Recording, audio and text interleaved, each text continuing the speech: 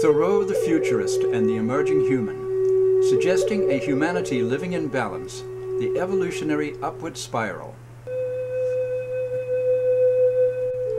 Set: Henry David Thoreau and his Indian guide, Joe Polis, sitting around the campfire after a long day's paddle on the Allegash River in Maine, the year 1857. A performance piece by Connie, Baxter, Marlow. Annual gathering, Thoreau Society, July 7th to 10th, 2011 in Concord, Massachusetts. Screening: Thoreau the Futurist, video with Bradley P. Dean, Ph.D., visionary Thoreau scholar, Richard Smith, Thoreau impersonator interpreter, Arnie Neptune, Penobscot elder, and Connie Baxter Marlow, clips taken from the American Evolution, Voices of America DVD series. The performance: readings and commentary by Maria Girouard, former director of Penobscot Nation Historic Culture Preservation, represents Joe Polis, Thoreau's Indian guide, reading from Thoreau's Indians, the 1,000 Indian-related references in Thoreau's writings compiled by Bradley P. Dean, Ph.D.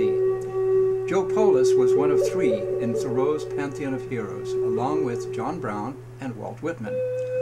Richard Smith, Thoreau scholar and impersonator interpreter, represents Thoreau and reads from Thoreau's Indians. Connie Baxter Marlow presents a new perspective which synthesizes Thoreau's lifelong interest in the American Indian, his epiphany on Mount Katahdin, and his belief in the human potential. She proposes the relevance of Thoreau, the visionary, to the future as humanity chooses to walk in alignment with a conscious, loving, abundant universe.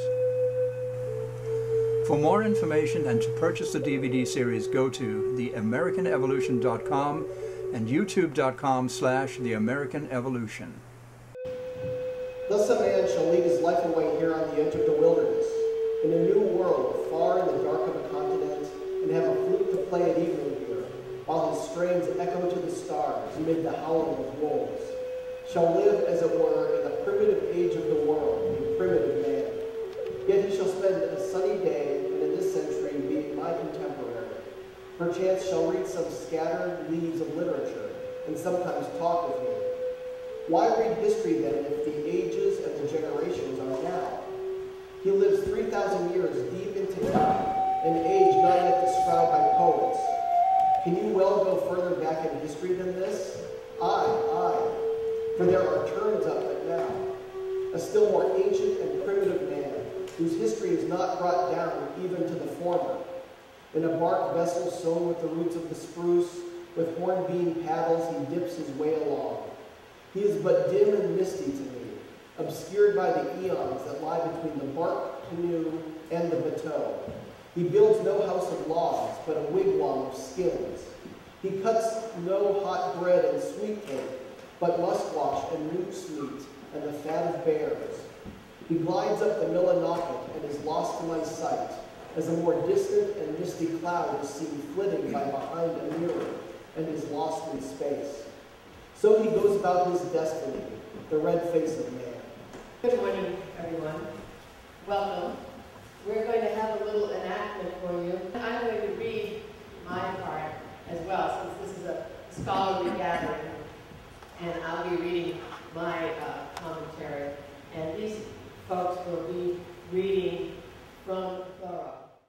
Connie Baxter Marlow has spent the last 2 decades in close association with visionary Native American elders throughout the United States and Mexico, the Hopi, Maya, Tarahumara, Huichol, Wabanaki, Lakota, and Ute, and most recently the Bushmen of the Kalahari in South Africa. She feels that in the cosmology of the indigenous people are clues to many of the missing pieces of the prevailing paradigm, information about the true nature of the universe. It is her understanding that humanity is about to make an evolutionary leap in consciousness to an understanding of the loving, interconnected, abundant universe, and will align itself to this reality and subsequently choose to bring peace on earth in our lifetime. Connie believes that when we come together with the indigenous peoples as equals, as family, and we each open our hearts and our minds to the other, the melding of our gifts, will bring a new perspective that is invisible at this time. To her, this new perspective will allow humanity to see the path to true unity, peace, and freedom. Connie finds Henry David Thoreau an important bridge to this shift in consciousness and has produced a film series, The American Evolution, Voices of America, which weaves a tapestry of paradigm-shifting ideas with a visionary Thoreau scholar, Penobscot Indian elders, a Muslim imam, and other important thinkers addressing these ideas. Connie is a Baxter of Maine. Her family bought and gave Mount Katahdin and 200,000 acres to the people of Maine to be held forever wild as a public park. Her book on Mount Katahdin is available for sale today. It is out of print, so this is a unique opportunity to secure a copy. Richard Smith, Thoreau scholar and interpreter impersonator, will represent Thoreau himself today, reading from Thoreau's Indians, the 1,000 Indian-related references in Thoreau's writings compiled by P.D., Ph.D. Maria Girouard, former director of Penobscot Nation Cultural Historic Preservation, represents Joe Polis, Thoreau's Indian guide, also reading from Thoreau's Indians. According to Ralph Waldo Emerson and others, Joe Polis was one of 3 in Thoreau's pantheon of heroes, along with John Brown and Walt Whitman. Thank you, Michael. We are here today to touch on a couple of little-known aspects of the life and works of Henry David Thoreau, American author and visionary, his lifelong fascination with the American Indian, and his life-changing epiphany on Mount Katahdin in Maine. I believe these aspects, once understood, will be significant for humanity's evolution of consciousness. I will be screening clips from the American Evolution Voices of America series, which will cover many more details on these subjects, with the late Brad, visionary Thoreau scholar, Richard Smith, Thoreau interpreter, and Arnie Neptune, Penobscot elder, discussing these matters. The simplest way to cut to the chase of what I am driving at today is to say that we will be addressing the mystical nature of the universe. The universe is wider than our view of it. We all know that quote. Wrote Thoreau in the last chapter of Walt. This wider reality is the one we will be looking at. Why? Because I believe that humanity is about to take an evolutionary leap into seeing and experiencing this reality, just as the transcendentalists, Thoreau and Emerson, did, and the mystics, visionaries, and indigenous peoples of the world do. As you all know, Thoreau described himself as a mystic, a transcendentalist, and a natural philosopher to boot, as indicated by these t-shirts we're all wearing here at the gathering. So we'll screen the film now and let Brad and Arnie set the stage.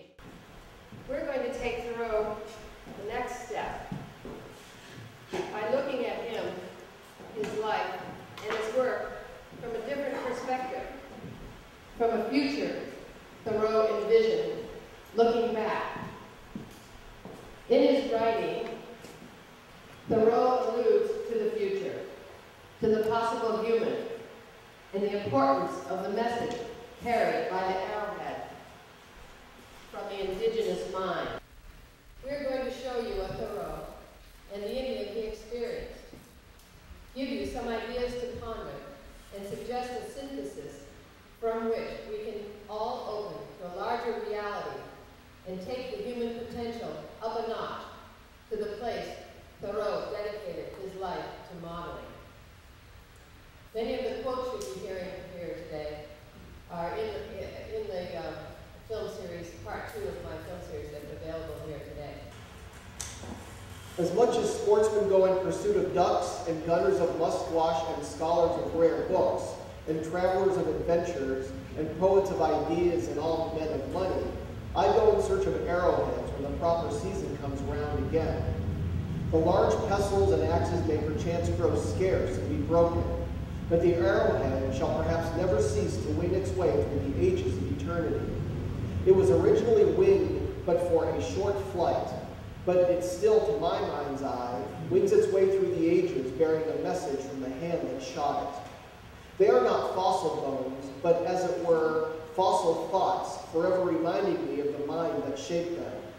I would fain know that I am treading in the tracks of human game, that I am on the trail of mind. And these little reminders never fail to set me right. There is scarcely a square rod of sand exposed in this neighborhood, but you may find on it the stone arrowheads of an extinct race. Far back as that time seems when men went armed with bows and pointed stones here, yet so numerous are the signs of it. The finer particles of sand are blown away, and the arrow point remains. The race is as clean gone as this sand is clean swept by the wind. Such are our antiquities. There were our predecessors. They were our predecessors. Why then make so great ado about the Roman and the Greek and neglect the Indian? We need not wander off with boys in our imaginations to Juan Fernandez, to wander at footprints in the sand there.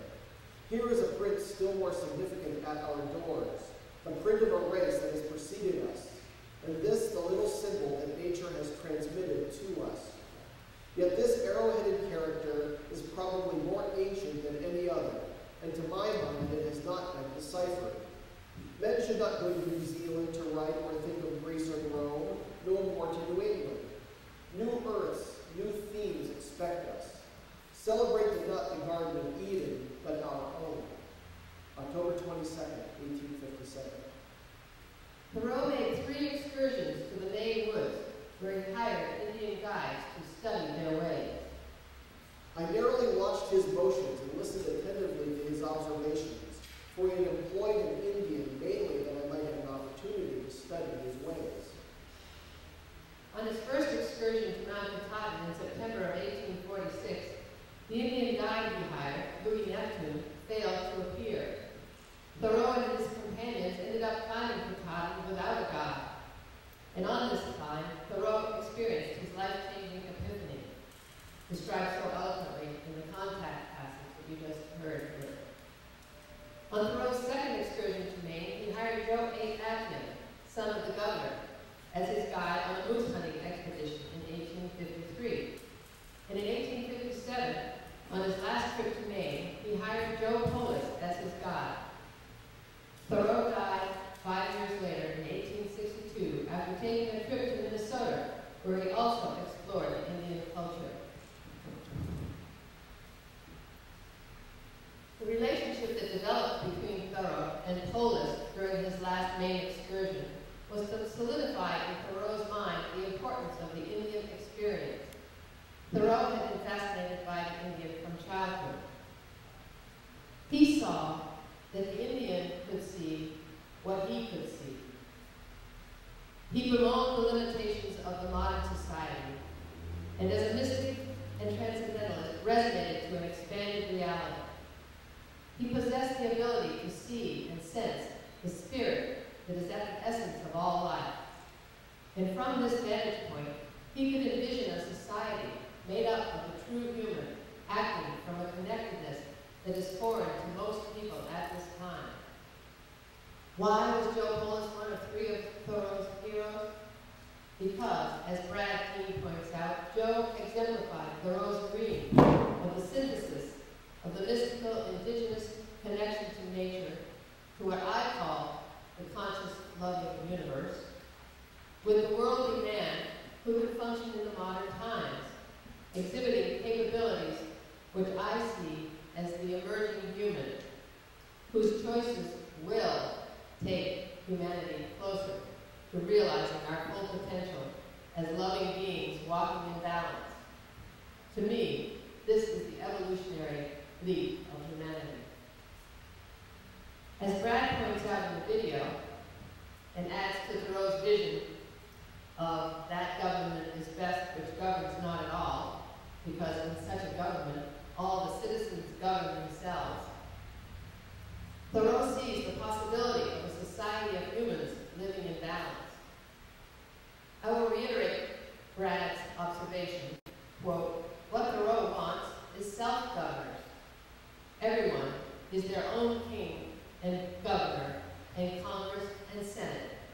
And you do not need laws to oppress you, because you have a law inwardly that manifests itself in your conduct outwardly. End quote. I will venture to say that there is a direct link between humanity's expanded mystical connection to the universe and its access to its highest conscience, its divine nature.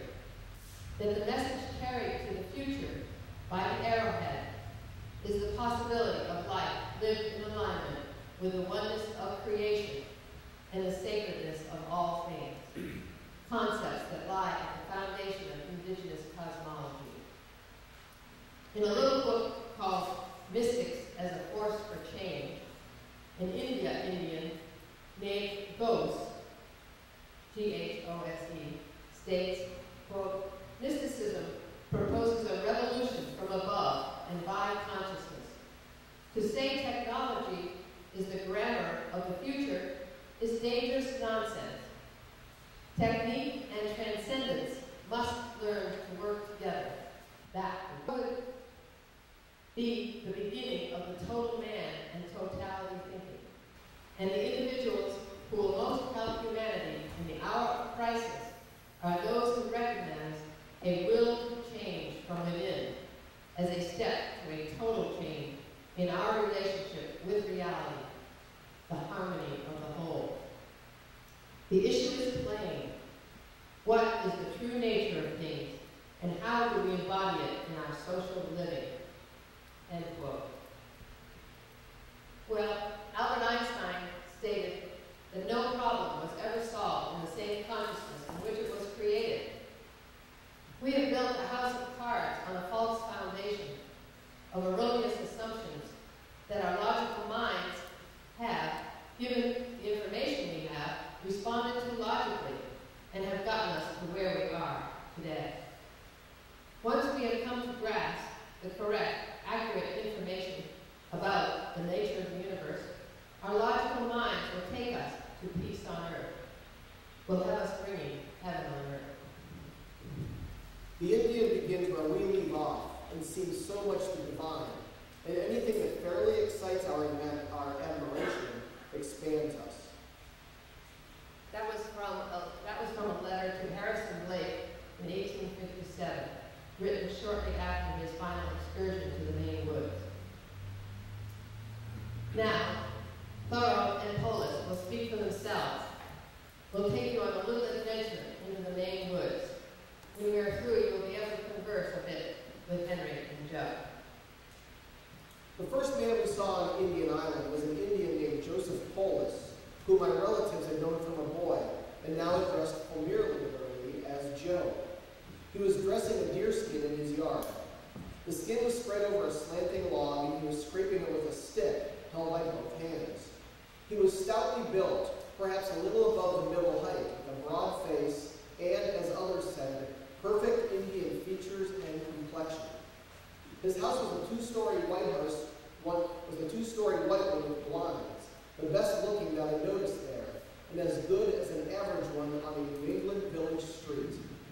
It was surrounded by a garden and fruit trees, single corn stalks standing thinly amid the beams. He was one of the aristocracy. It appeared that he had represented his tribe at Augusta, and also at once in Washington, where he had met some Western chiefs. Also, he had called on Daniel Webster in Boston.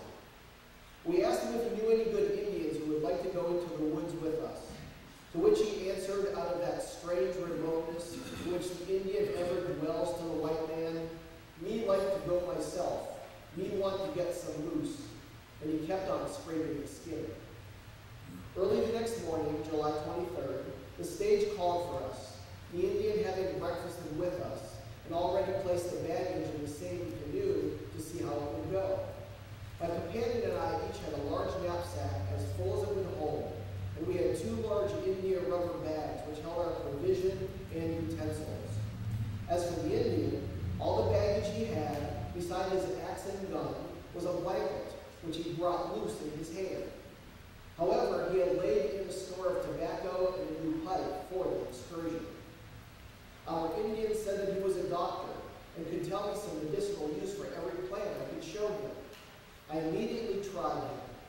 He said that the inner bark of the aspen was good for sore eyes, and so with various other plants, proving himself as good as his word.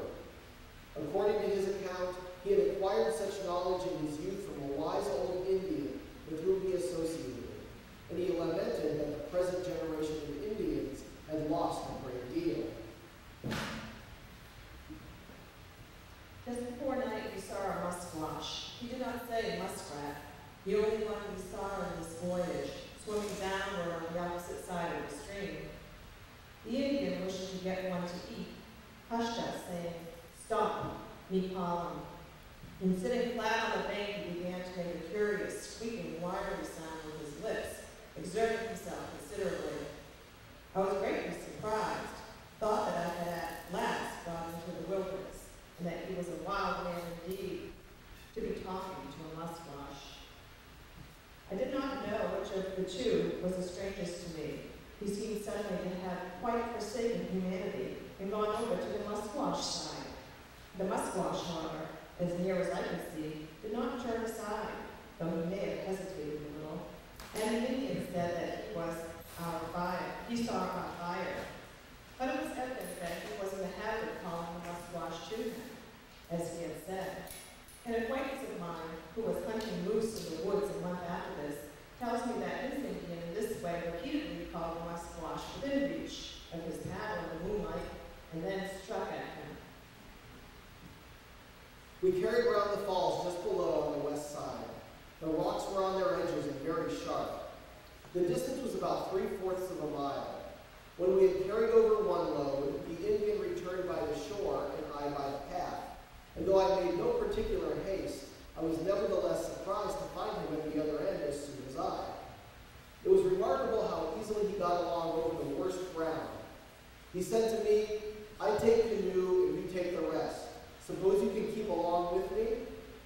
I thought that he meant that while he ran down the rapids, I should keep along the shore and be ready to assist him from time to time as I had done before. But as the walking would be very bad, I answered, "I suppose you will go too fast for me, but I'll try." But I was to go by the path, he said. This, I thought, would not help the matter. I should never have so far to go to get to the riverside where he wanted me. But neither was that which he meant. He was proposing a race over the carry and asked me if I thought I could keep along with him by the same path, adding that I must be pretty smart to do it. As his load, the canoe, would be much the heaviest and bulkiest, though the simplest, I thought that I ought to be able to do it, and said that I would try. So I proceeded to gather up the gun, axe, paddle, kettle, frying pan, plates, dippers, carpets, etc., etc., and while I was thus engaged, he threw me his cowhide boots. "What, are these in the bargain?" I asked. "Oh, yeah," he said. But before I could make a bundle of my load, I saw him disappearing over the hill with the canoe on his head. So, hastily scraping the various articles together, I started on the run, and immediately went by him in the bushes. But I had no sooner left him out of sight in the rocky hollow than the greasy plates, dippers, etc., took to themselves wings. And while I was employed in gathering up again, he went by me. But hastily pressing the sooty kettle to my side, I started once more, and soon passing him again, I saw him no more on the carry. I do not mention this as anything of a feat, for it was but poor running on my part, and he was obliged to move with great caution for fear of breaking his canoe as well as his neck. When he made his appearance, puffing and panting like myself, in answer to my inquiries where he had been, he said, "Locks cut them feet," locks meaning rocks, and laughing added, "Oh, we love to play sometimes." He said that he and his companions, when they came to carries several miles long, used to try who would get over first, each perhaps with a canoe on his head. I bore the sign of the kettle on my brown-linen sackcoat for the rest of the voyage. He had previously complimented me on my paddling, saying that I paddled, quote, "just like anybody," giving me the Indian name which meant great paddler. I observed that I should like to go to school to him to learn his language, living on the Indian island a while. Could that not be done? "Oh, yeah," I asked how long he thought it would take. He said 1 week. I told him that in this voyage I would tell him all I knew, and he should tell me all he knew, to which he readily agreed. I was surprised to hear him say that he liked to go to Boston, New York, Philadelphia, etc., that he would like to live there. But then, as if relenting a little, when he thought what a poor figure he would make there, he added, I suppose I live in New York. I'd be poorest hunter, I expect. He understood very well both his superiority and his inferiority to the whites. I asked him how he guided himself in the woods. He replied, great difference between me and the white man. It appeared as if the sources of information were so various that he did not give a distinct conscious attention to any one, and so could not readily refer to any when questioned about it. But he found his way very much as an animal does.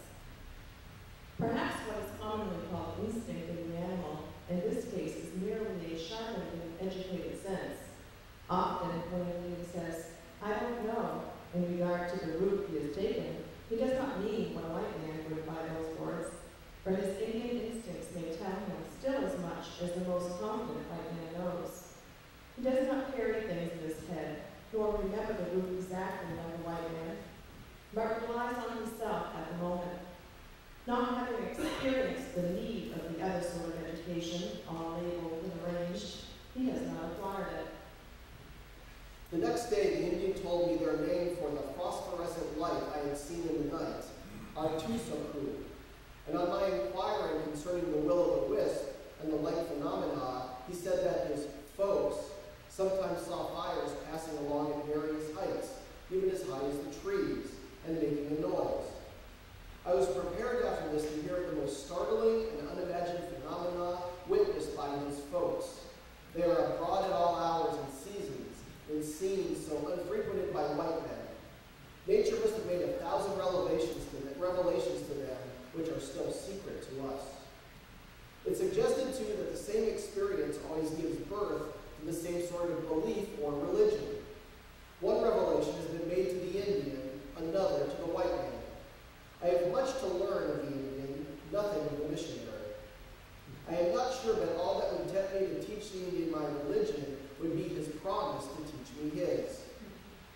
A scientific explanation, as it is called, would have been altogether out of place there. That is for pale daylight. Science with its retorts would have put me to sleep. It was the opportunity to be ignorant that I improved. It suggested to me that there was something to be seen if one had eyes. It made a believer of me more than before. I believed that the woods were not tenantless, but chock full of honest spirits as good as myself any day. Not an empty chamber in which chemistry was left to work alone, but an inhabited house, and for a few moments I enjoyed fellowship with them.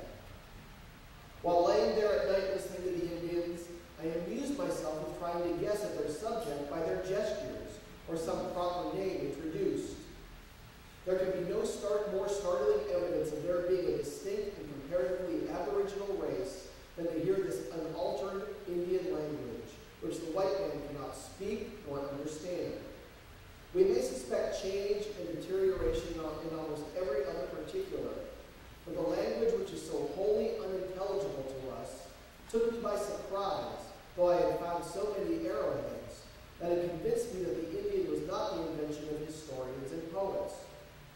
These were the sounds that issued from the wigwams of this country before Columbus was born. They have not yet died away. And with remarkably few exceptions, the language of their forefathers is still copious enough for them. I felt that I stood, or rather lay, as near to the primitive man of America that night as any of its discoverers ever did. As we drew near to Old Town, I asked Polis if he was not glad to get home again.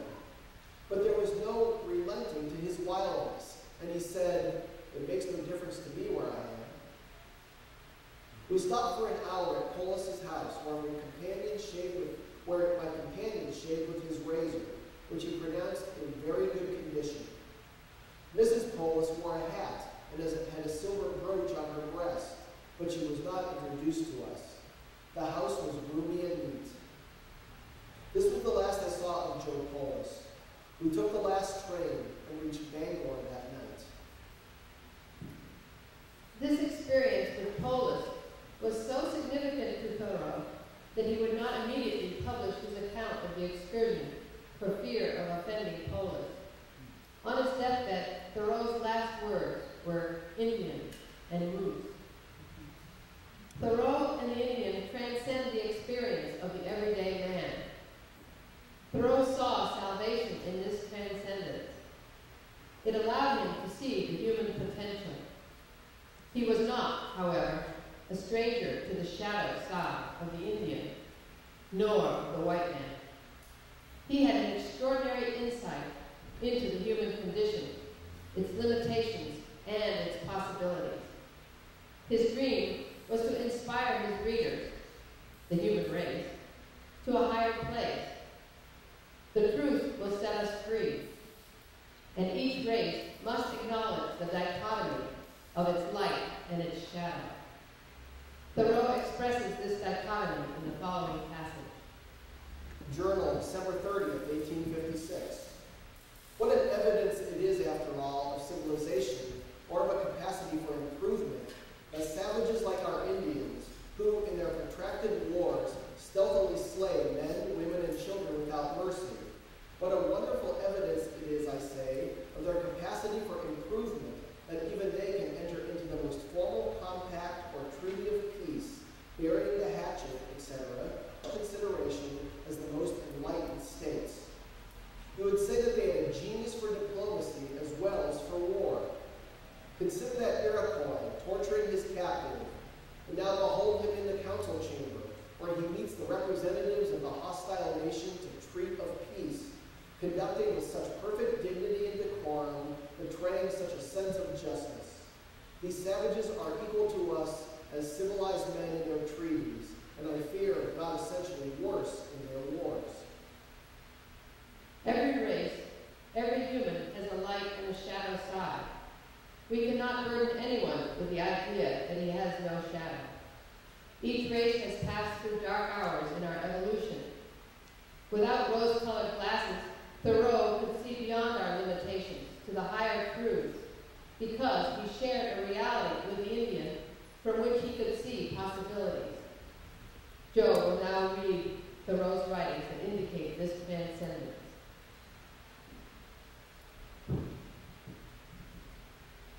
We talk of civilizing the Indians, but that is not the name for his improvement. If we could listen but for an instant to the chant of the Indian youths, we should understand why he will not exchange his savageness for civilization. By the very independence and aloofness of his dim forest life, he perseveres his intercourse with his native gods, and is admitted from time to time to a rare and peculiar society with nature. He has glances of starry recognition to which our saloons are strangers. The steady illumination of his genius, dim only because distant, is like the faint but satisfying light of the stars compared with the dazzling but ineffectual and short-lived blaze of candles. We would not always be soothing and taming nature, breaking the horse and the ox, but sometimes ride the horse wild and chase the buffalo. The Indian's intercourse with nature is at least such as admits of the greatest independence of each. The white man comes pale as the dawn, with a load of thought, with a slumbering intelligence as a fire raked up, knowing well what he knows, not guessing, but calculating. Strong in community, yielding obedience to authority, of experienced grace, of wonderful, wonderful common sense. Dull but capable, slow but persevering, severe but just, of little humor but genuine. A laboring man, despising games and sport, building a house that endures, a framed house. He buys the Indian's moccasins and baskets, then buys his hunting grounds, and at length forgets where he is buried and claws up his bones. And here town records, old, tattered, time-worn, weather-stained chronicles, contain the Indian sachem's great perchance, an arrow or a beaver, and a few fatal words by which he viewed his hunting grounds away. He comes with a list of ancient Saxon, Norman, and Celtic names, and strews them up and down the river: Framingham, Sudbury, Bedford, Carlisle, Wexford, and this is New Angleland, and these are the New West Saxons, whom the red men call not English or English, but Yankees, and so at last they are known for Yankees. The savage is far-sighted, his eye, like the poet's, doth glance from heaven to earth, from earth to heaven. He looks far into futurity, wandering as familiarly through the land of spirits as the civilized man through his wood lot or pleasure grounds. His life is practical poetry, a perfect epic. The earth is his hunting ground. He lives the suns and winters. The sun is his timepiece. He journeys to its rising or its setting, to the abode of winter or the land whence the summer comes. He never listens to the thunder, but he is reminded of the Great Spirit. It is his voice. To him, the lightning is less terrible than it is sublime, the rainbow less beautiful than it is wonderful, the sun less warm than it is glorious. The savage dies and is buried. He sleeps with his forefathers, and before many winters, his dust returns to dust again, and his body is mingled with the elements. The civilized man can scarce sleep, even in his grave. Not even there are the weary at rest, nor do the wicked cease from troubling. The savage may be, and often is, a sage. Our Indian is more of a man than an inhabitant of the city. He lives as a man lives. He thinks as a man. He dies as a man. The latter, it is true, is more learned. Learning is art's creature, but it is not essential to the perfect man. It cannot educate. I thought I might tell you a tiny bit. Of information you might enjoy. How Walden Pond got its name. You folks may know this. Thoreau tells us in Walden, my townsmen have all heard the tradition. The oldest people tell me that they heard it in their youth, that anciently the Indians were holding a powwow upon a hill here, which rose as high into the heavens as the pond now sinks deep into the earth. And they used much profanity, as the story goes, though this fight is one of which the Indians were never guilty. And while they were thus engaged, the hill shook and suddenly sank, and only one old squaw named Walden escaped, and from her the pond was named.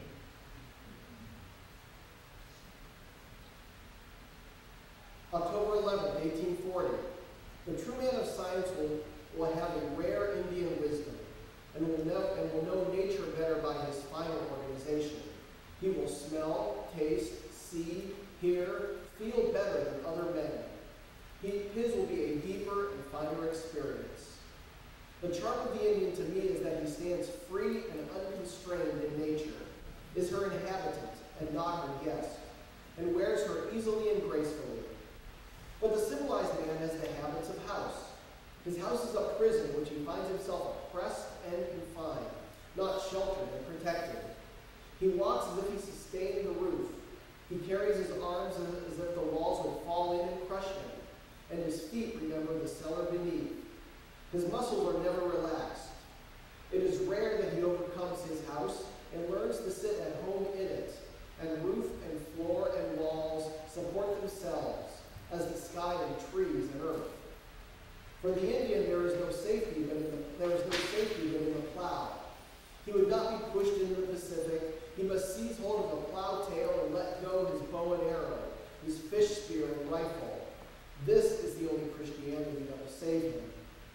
His fate says sternly to him, quote, forsake the hunter's life and enter into the agricultural, the second state of man. Root yourselves a little deeper in the soil if you would continue to be the occupants of the country. But I confess I have no little sympathy with the Indian and hunter men. They seem to me a distinct and equally respectable people, born to wander and to hunt, and not to be inoculated with the twilight civilization of white men. The Indian perchance has not made up his mind to some things which the white man has consented to. He has not, in all respects, stooped so low, and hence though he too loves food and warmth, he draws his tattered blanket about him and follows his fathers, rather than barter his birthright. He dies, and no doubt his genius judges well for him. But he is not worsted in his fight. He is not destroyed. He only migrates beyond the Pacific to more spacious and happier hunting grounds. A race of hunters can never withstand the inroads of a race of husbandmen. The latter burrow in the night into their country and undermine them. And even if the hunter is brave enough to resist, his game is timid and has already fled. The rifle alone would never exterminate it, but the plow is a more fatal weapon. It wins the country inch by inch and holds all it gets. But this points to a distinction between the civilized man and the savage, and no doubt they have designs on us making of the life of a civilized people an institution in which the life of the individual is to a greater extent absorbed, in order perchance to preserve and perfect the race. But I wish to show at what a sacrifice the advantage is obtained, and to suggest that we may possibly live so as to secure all the advantage without suffering any of the disadvantage. I think myself in a wilder country and a little nearer to primitive times when I read in old books which spell the word savages with an I, reminding me of the derivation of the word from silva. There is some of the wild wood and its bristling branches still left in their language. The savages they describe are really salvages, men of the woods. These remind us that not only for strength but for beauty, the poet must from time to time travel the logger's path and the Indian's trail to drink at some new and more bracing fountain of the muses, far in the recesses of the wilderness. If then we would indeed restore mankind by truly Indian, Platonic, magnetic, or natural means, let us first be as simple and as well as nature ourselves, dispel the clouds which hang over our brows, and take up a little life into our pores. Do not stay to be an overseer of the poor, but endeavor to become one of the worthies of the world. Thoreau's political life, his life in society, his role as an author, exemplify the mystical connection to the universe. Thoreau was the probable human. His ability to see and experience an expanded reality drove his actions on a day-to-day basis. He acted according to his inner knowing, his conscience, and changed the world through modeling and communicating what he saw and resonated to. He dreamt of a nation of individuals operating in freedom that would actualize on earth the highest human potential and the power of the universe. Thoreau desperately wanted the world to see what he could see and believed that one day we would. It was only a matter of humanity waking up to its true nature. On the title page of Walt, Thoreau writes, "I do not propose to write an ode to rejection, but to brag as lustily as chanticleer in the morning, if only to wake my neighbors up." I, for one, believe that Thoreau, the futurist, saw, sensed the evolution of consciousness that humanity was to undergo, the merging of the inner and outer self, and knew he was a front runner. It's time for the vision of Thoreau, for the cosmology of the American Indian, for the heart of humanity, and the true destiny of America to become actualized through our day-to-day choices as we bring peace on earth, heaven on earth. New earth, new themes, expect us. Henry David Thoreau. Thank you. Thank you very much.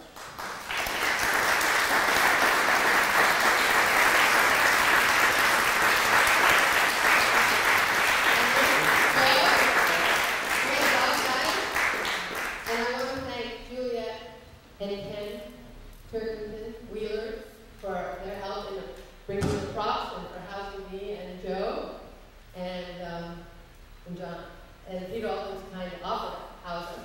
So we're now going to have a little chat. If you guys have any questions, you feel free to ask any. I'm not sure if we're going to be but if you have any questions about any of this, feel free to ask. Now's the time. So you can ask Richard, or you can ask Henry, you can ask Maria, or you can ask Joe. It's up to you. How's that? Yeah, Do the phrases you were reading.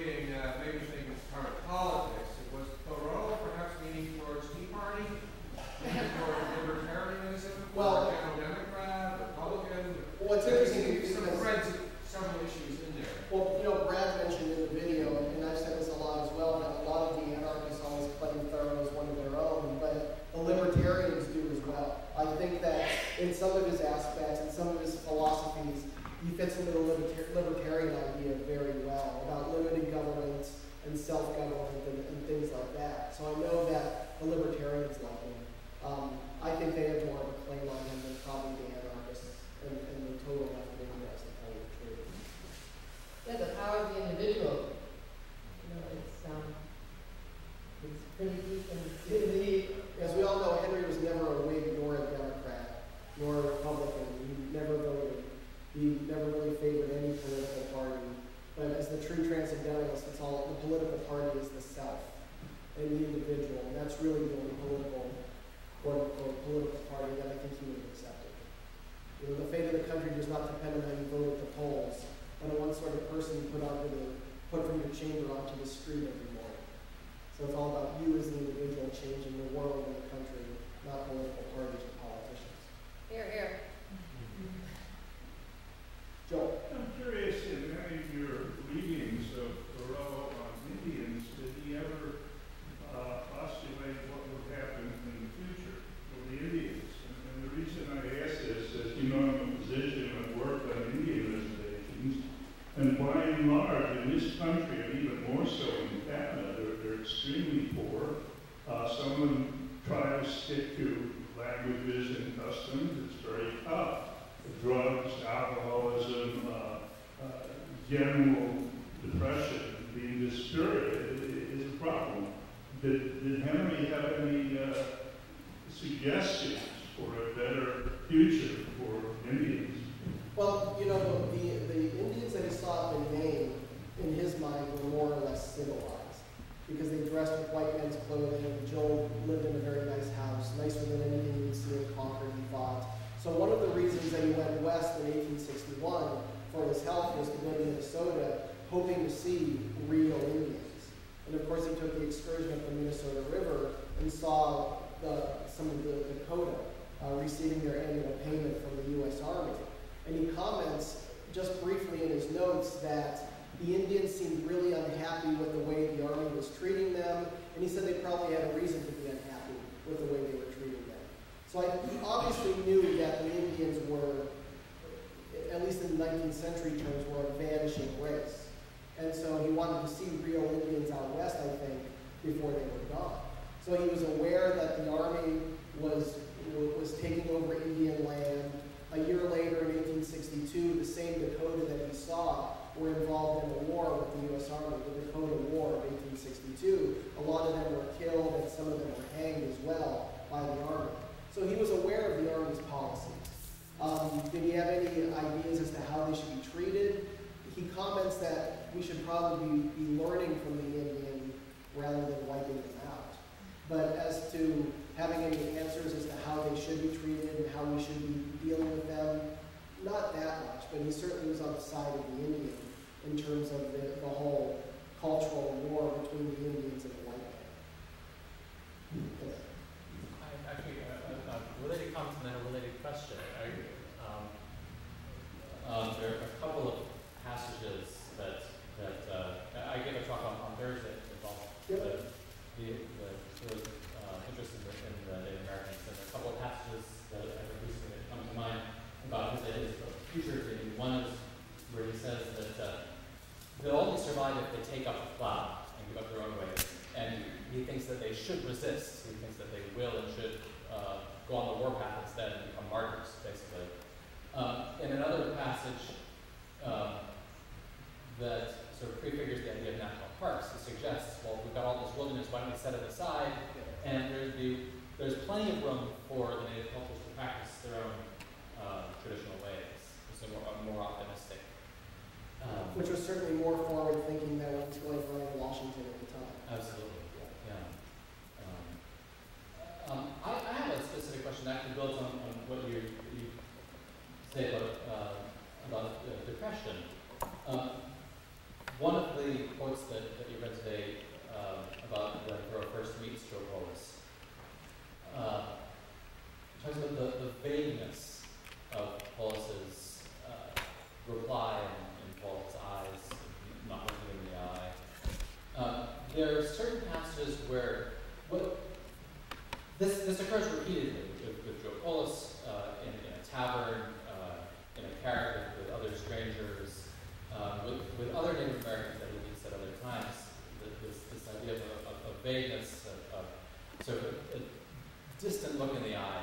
They're not being very present. laconic. Yes, exactly, yeah. Exactly. And in some cases, Thoreau seems to be saying that, oh, this person that I'm in the room with is not fully there because he or she is in some mystical communion with some greater power with nature, that they're a spiritual being, and that's why they're not fully present. It's also possible to interpret that as Native American individuals being depressed or demoralized. With Joe Polis, that doesn't really seem to be the case, because in other situations he's very intimately animated. But I wonder, from a Native American perspective, if you might have any insight into, but if there might be any insight into what this debate is, whether it's something of the interpersonal interaction between a Native American and a white person that's a stranger, or is something more complex than that?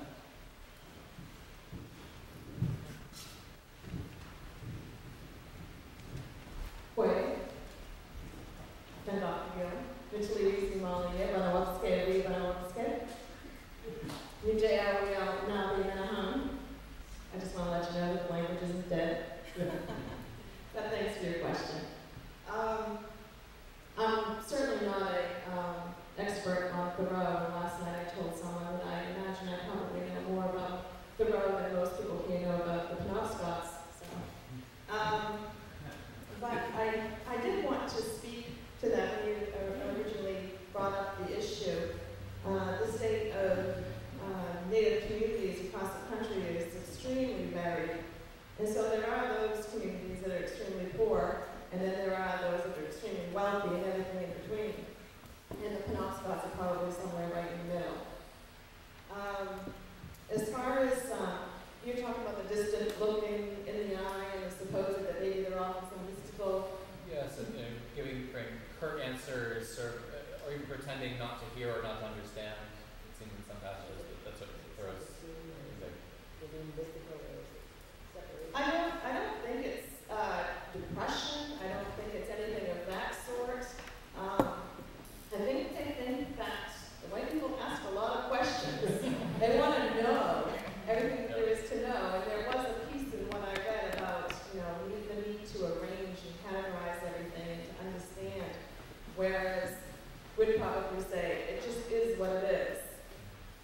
I also think that Thoreau had kind of a romantic notion that the Indian knows something that we don't know, and he's not really telling us. So it's kind of almost like that romantic image a little bit. But, you can imagine poor Joe Polis, he's going up the rivers in the canoe with this guy, and Henry's going, well, what's that? Well, what's that? Well, what's that? What's the Indian word for that? It must have been tiring after a while. Because Henry was so obsessed with wanting to know all that stuff. And so, but I think it's a little bit of that 19th century romantic imagery. And the way that he describes the Indians about being laconic and having kind of that blank look, it almost smacks to me of James Fenimore Cooper describing the Indian being this very stoic, not really sharing a lot of information and being quiet and studious all the time. And it's kind of that, like Brad said, it's kind of that 19th century romantic image in some ways. And Thoreau didn't really know a lot of Indians. He knew the few that he met in Maine. He saw a bunch of them out in Minnesota, but it's not like he's hanging out with natives all the time. So I think he still kind of had that 19th century in some ways. He was certainly more open-minded and liberal than most white Americans, but he still had that kind of romantic, savage imagery in his mind a little bit. I'm curious if in the Penobscots or the other Indians that if there's a mythology about how to survive this onslaught of this other culture who came, and sort of took over the land. There's a myth, a survival myth, so to speak, that you know of, how people do that as their,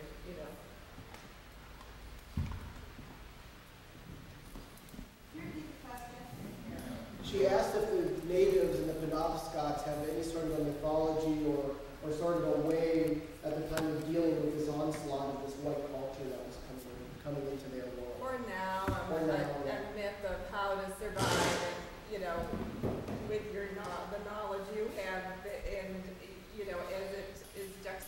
used against the rest of the world the way it is.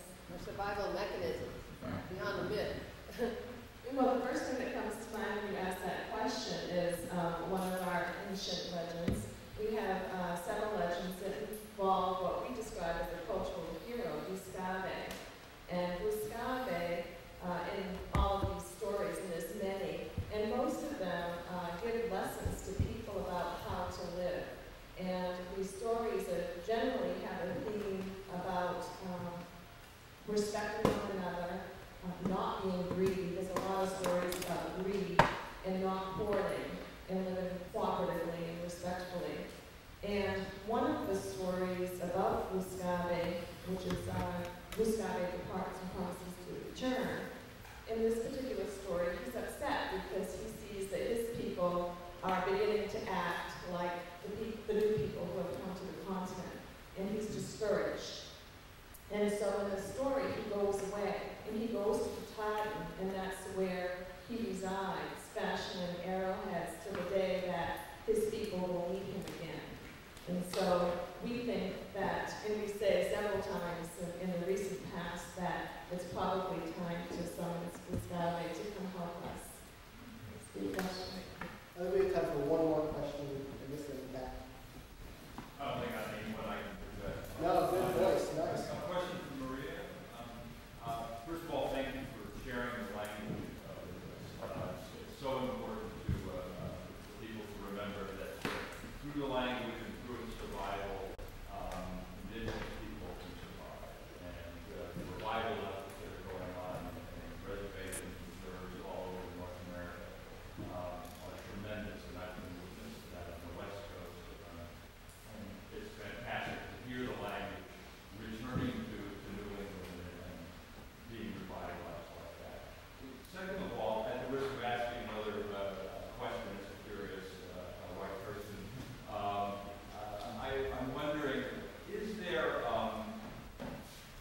family or community memory of Thoreau among the Penobscot today? How is Thoreau used? How is it remembered?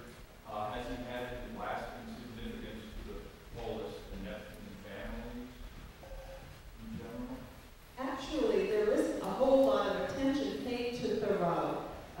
We actually had a fairly significant guiding niche for a while in the mid-1800s to the early 1900s. And when we speak of Henry David Thoreau, we say that he's that first famous tourist.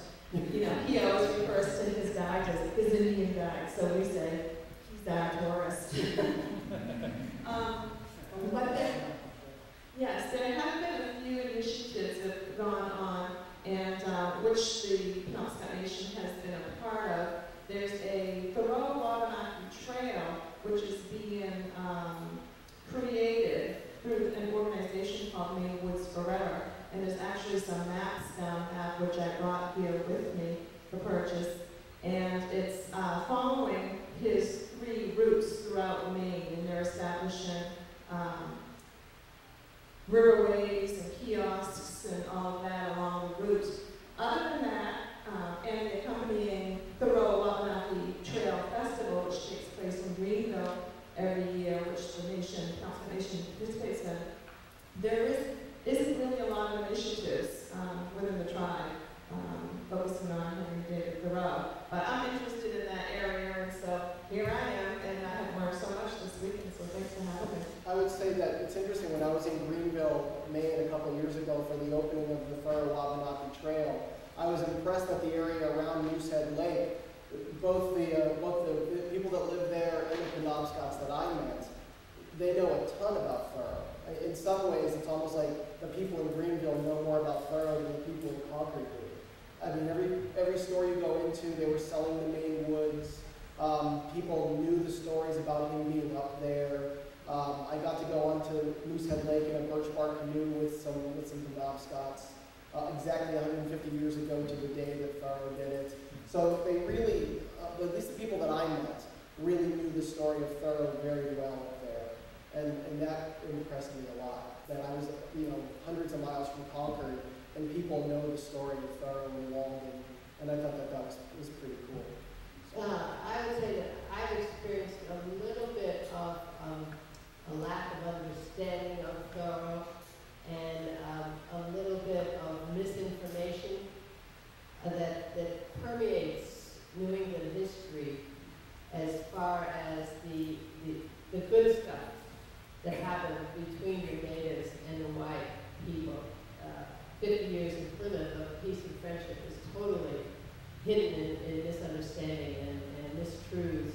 And I think up in Maine with the Penobscots, there's a certain amount of that woundedness taking the forefront of a lack of willingness in a way to go to that place of a positive interaction. And there's some misinformation that Thoreau used as guides that, you know, somebody actually put out a film called Was Thoreau a Hero? And it's quite negatively oriented. It's full of misinformation. But it all depends on your perspective as well. You know, you can interpret a situation from your point of view, your filter. So I would say, you know, that I'm glad to hear that you've had that positive experience. And Maria being here is a huge step in the direction of healing that wound and moving forward. Because I believe that this country cannot become all it's in its potential and in its destiny until we heal this wound that sits in Plymouth, it sits here in Massachusetts, and it sits on